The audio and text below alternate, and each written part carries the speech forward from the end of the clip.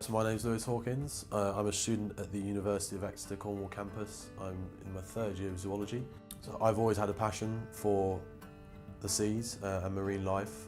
I see myself in the future as being a big flag bearer for conservation of marine life, as I find it such an interesting and amazing space that we want to explore still. We need to conserve it and keep it there for our children. My dissertation is looking at the distribution of heavy metals in marine sediments in the Falmouth Estuary, and I'm looking to explore how much of this is affected by the agriculture in the region, and further to that I want to see how the Brexit is going to affect that, because we've had such strong agricultural policy from the EU. Obviously things are going to change now, so chemical input might change into the estuary. We started off in the dark. It was really wet and rainy. Going out on the boat, we had extremely cold hands. Everyone was covered up in waterproofs, struggling to feel what we were doing. But morale was still fairly high. We were excited to be out in the field and eager for what our results would be. We would drive over a spot which we'd mapped out as a target for sampling. We'd drop our sediment grab off the boat, which would then lower down to the seafloor, and this would push up some plates which would loosen the scoops. They'd grab the sediment, then we'd winch it back up, dump this into a box and see what we found.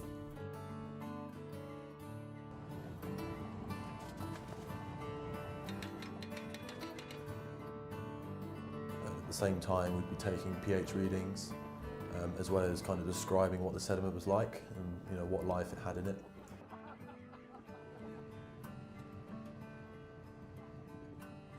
Come midday, luckily the clouds started to break, so the sun started coming out. We could take off our overalls, start feeling our hands a bit more, and a quick coffee break and some sandwiches, and we were ready to go for the afternoon and enjoy the beautiful scenery of Cornwall.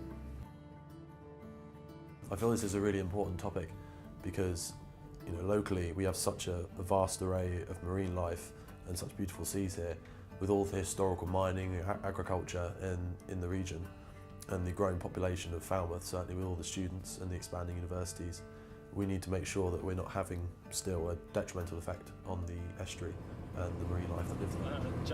8.3. So come later in the afternoon, the weather turned for the worse again. It started raining and the wind picked up, which meant the sea state wasn't amazing. Actually caused us to miss a few of our sample sites simply because the boat was too rocky for the grab to pick up any sediment. So we left those for the next day.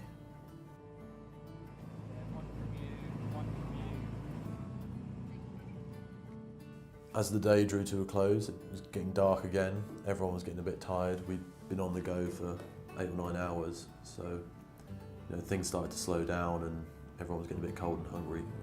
Excited to get home for a bit of dinner and a shower.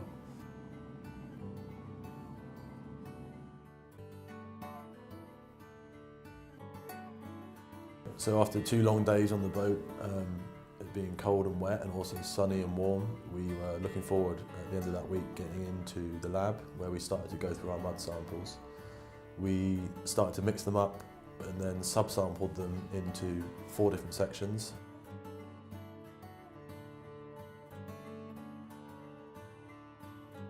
Then underwent something we call X-ray fluorescence spectroscopy. So we put them under this little gun, which would bounce X-rays off of the sediment, and that basically told us all the metals that we would see in that sediment, so we can see what distribution of metals we have in the sediments of the Falmouth Estuary. In this day and age, our environment is constantly battling human rapacity, and this is occurring globally, locally, and it has done kind of over the last 100 years or so. And in places like here in the Falmouth Estuary. These factors are anthropogenic, meaning any of the fallbacks we might see are on us, as we have caused them.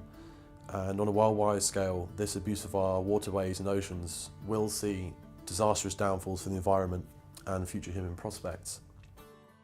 So it's my belief that we need to push more for environmentally aware living and use of our surroundings, not just for our own sake, but for that of future generations.